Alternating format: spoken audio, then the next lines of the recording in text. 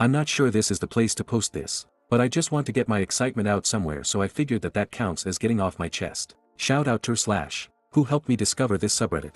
As you would expect from the title, my dad, M56, was adopted at birth. He was raised in eastern Canada and never really searched for his birth parents. The people who raised him are his parents to him, and he loves them very much. They have always been amazing grandparents to my sister, F19, and I, M22. All he had from his birth parents was a letter which told him he was born out of love, but they could not support him when he was born. So when my sister decided to get him a genetic test for Christmas, it was purely with the intention to find out what ethnicity we all are, and the thought of finding his birth parents didn't even cross our minds. Eventually, when we got his results, we were surprised to find the names of two people with perfect genetic matches to my dad. He had the option to reach out to them, so he wrote them each an email and just waited for their responses. Almost immediately, his biological dad, who I'll call Jim, not his real name, responded. He said how excited and happy he was to have found my dad and how he was looking for him for so long. My dad, who is usually an emotionally reserved man, was curled up on the couch grinning as he was texting Jim for the first time. I was still in shock from the news, but was so happy to see my dad, even happier than when I graduated uni. Soon thereafter, he also received a message from his biological mom, Debbie, not her real name. By talking to them both, my dad learned the story of his birth, and I think that it's absolutely wild. Debbie is the daughter of an Australian mining engineer, and they all moved to Canada for his work when she was in high school. Later on, they moved to the Midwest where she met Jim at the age of 17. They were high school sweethearts and were thinking of marriage after they graduated. But then Debbie got pregnant. This being the 60s, this was a huge deal. Her dad was furious and sent her back to Canada to give birth and arranged a private adoption, as he knew of a couple who were trying to have a kid, my grandparents. Once she gave birth, she was able to let Jim know that she was being sent back to Australia. They never saw each again for the next 40 years.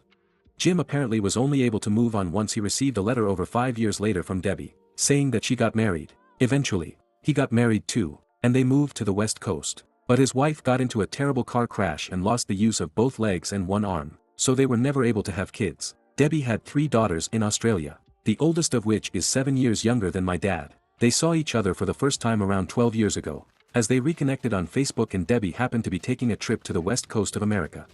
Both Jim and Debbie had always wanted to keep my dad, and so they tried for decades to find him. But my province apparently is one of the hardest places in the world to find adoption information, especially since my dad only received his birth certificate at his baptism, so their names were not on it. Jim had essentially given up trying to find my dad until genetic tests became popular. He asked Debbie to take every single one, and he did the same, about 5 years ago, in the hopes that one day my dad would take one. When he received my dad's message, he immediately wrote to Debbie, "I found him." Since then, we have had several calls with Jim and his wife, and they are absolutely lovely. We are their only family since they don't have kids, and I couldn't be happier. At the end of the month, we'll be flying to the West Coast to meet them. It has been harder to talk to Debbie as Australia is so many hours ahead of us, but she also is so kind and an absolute joy to talk to. I haven't met my 3 new aunts yet, but apparently one lives in London. It's crazy to think that I might have been within a few kilometers of her the few times I've visited. I also have 5 new younger cousins. A couple of them are huge fans of Japanese culture, so they're ecstatic to hear that they have half Japanese cousins. My mum is Japanese Canadian, so my sister and I are both half. We hope to visit them one day in Australia, but we might all meet up in Japan next year. I don't know how to end this. I am still processing everything. It's absolutely incredible to have my family grow so much, but also a little overwhelming. I'm so happy for my dad, for Jim, and for Debbie, and am so excited to get to know them better. I hope I get to meet my new cousins soon too. I feel so incredibly lucky that this happened, seemingly against all odds. My dad was initially raised Francophone, so it's a miracle that they even speak the same language. Anyways, thank you so much for taking the time to read through this, and my apologies for how long this post ended up being. I might post an update after I meet Jim and his wife. I hope you all have a wonderful day. Update July 1st, 2024. First of all, thank you so much to everyone who left such kind and heartfelt comments on my first post. It's incredible hearing all of your stories. To those who were concerned that we would abandon my grandparents that I grew up with, that is most definitely not the case. They were the people I grew up with, and I absolutely love them to bits. Although only my grandmother is still with us, all the incredible times I've had with her growing up are so much more important than blood, and I can't comprehend the stories I read where people forget about their adoptive parents or grandparents when they find their biological ones. I won't recap my previous post here because I'm lazy, huh?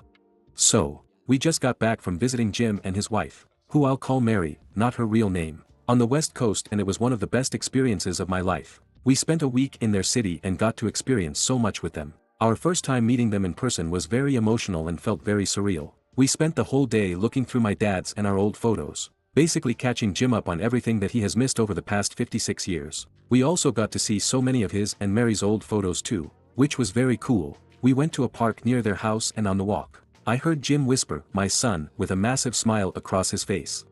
Throughout the week, we explored their city and saw so many cool sights and tried so much delicious food. Mary knows her city so well and it was great to see her favorite spots all around the city, from food carts to gardens to museums. We all went to an incredible Japanese-American museum and Jim and Mary absolutely loved it. They were very keen to learn about the internment during World War II and said that they knew a bit about it before, but now it feels so personal. We went on 2 hikes with Jim. Mary wasn't able to come because she is in a wheelchair. It's so cool to have such an active and outdoorsy grandfather who is able to go on such long hikes. He taught us some foraging tips and told us stories from when he used to camp for years on end. Both he and Mary are very spiritual, so he also told us great stories from meditation retreats they've done. He's even tried psychedelics, so he's definitely the cool grandpa. I won't go into precise details of places we went, but it was great exploring such a cool part of the world with amazing people. We were all very sad when the trip was over and we had to leave. I've gained 2 new grandparents on the West Coast and I couldn't be happier. And they said that they've gained 2 grandchildren. I'm so glad that they see us as such. Mary told me her greatest regret in life was not being able to have children and grandchildren. But now she does. This has been such a transformative time in our lives and I think it's incredible how many people are so much happier now because my sister just happened to get my dad a DNA test. This is just the beginning of our relationship with our new grandparents and I am so excited. Now we have to figure out a way to go to Australia to meet Debbie. Whenever that happens, maybe I'll make another update. Until then, I hope you all have a lovely day and thank you so much for taking the time to read our story.